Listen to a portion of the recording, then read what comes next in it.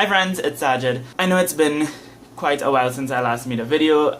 That's because filming and reading have just been very sporadic over the past couple of weeks. With school and preparations for exams and assignments, my timetable should have been busy. It wasn't because I wasn't doing any of that, but in the time that I've been procrastinating, I would have probably felt guilty to read or make videos. And on top of all of that, you all know I'm a very slow reader. Even my nephew reads faster than me, and he's 2 weeks from being born. And now here I am 1 week before exams and I've done nothing. I'm not prepared in any way whatsoever. I'm trying to convince myself that I have the ability to push through this, but inner Kermit me is just like, girl, flee the country. Which of course I would not do because Canada is too cold, Britain is too expensive, and the United States is, well. But anyways, enough of how my life is a complete and utter mess. Let us talk about books. Today I'm going to be doing the Why I'm a Reader tag, which I believe was created by Witty Novels. I was tagged by the wonderful Rihanna from Little Library, whose channel is so awesome. Her videos are very unique and creative, and she also does like songs and poems and other sorts of videos, so I definitely recommend that you check her out. I will have her and the creator linked in the description down below. The first question is to choose one word that describes being a reader. For this one, I will have to say enthralled. The word enthralled, I not only just love how it sounds and just love to use it, but I feel like it really does describe what it means to be a reader. You are enthralled in this story, this idea, this concept, and it's where that we just look at these symbols scratched onto paper and we're able to construct this whole image in our mind. I'm trying to like find words to be deep and all sentimental, but it's not working out. But yes, enthralled I think is the best way to describe, for me personally, what it means to be a reader. The very first book I fell in love with was the second Nancy Drew book. I can't remember what it was. It had something to do with a staircase, and I just remember reading that book and loving it and was like, oh my gosh, reading is something that I should have been doing all my life. I was 17, by the way, when I read that book. Y'all probably thinking I was like 5 or some shit. No. The next question is hardcover or paperback? I would have to say paperback, because first of all, paperbacks are cheap. I am also cheap.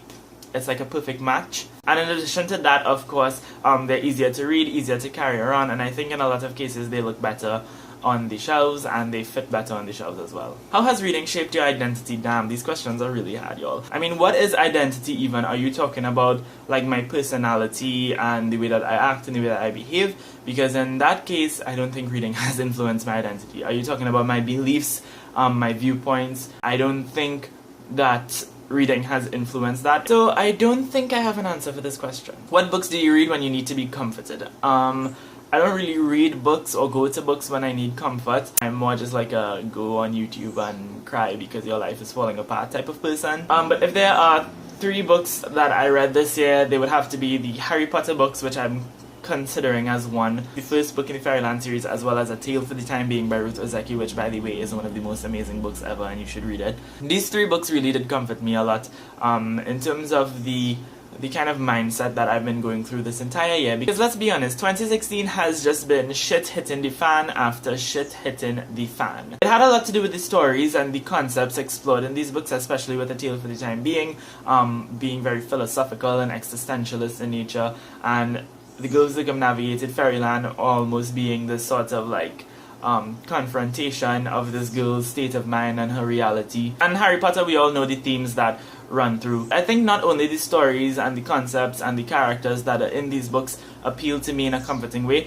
but it was a lot to do with the writing as well. Because we all know you can have the best ideas ever, but if you can't write, then you're not going to execute them properly. And I think what J.K. Rowling and Ruth Ozeki and Catherine Valente have in common is that their writing has this aura of, I don't know, what's the word, comfort? The best way I can describe it is just like, you know, you could take their words and make a blanket out of it and cuddle up it. That makes absolutely no sense, but I hope you can see where I'm coming from. Who taught you to be a reader, or did you do it all on your own? I don't even mean like, did somebody sit down and actually teach you how to read, in which case, yes, my teachers taught me how to do that when I was in school. Or does it mean, is there a particular person who taught you to fall in love with reading, or did you just happen to fall in love with reading by yourself? And I will go with the latter because nobody actually said, Sajid, reading is fun, reading is good. I mean, obviously they've said it, but I never really believed them and nobody tried to convince me. I kind of did it through my own exploration,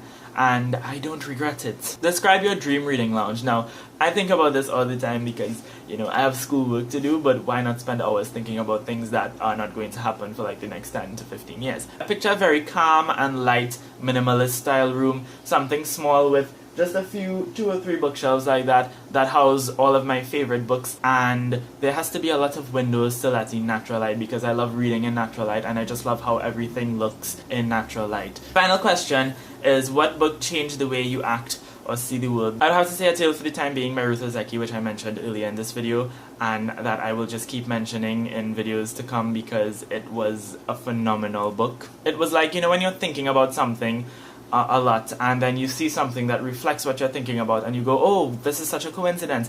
That book was such a coincidence. A lot of the things that I was worried about and thinking about were embodied in that story, and it gave me a new perspective on how I saw and experienced those things that I was thinking about.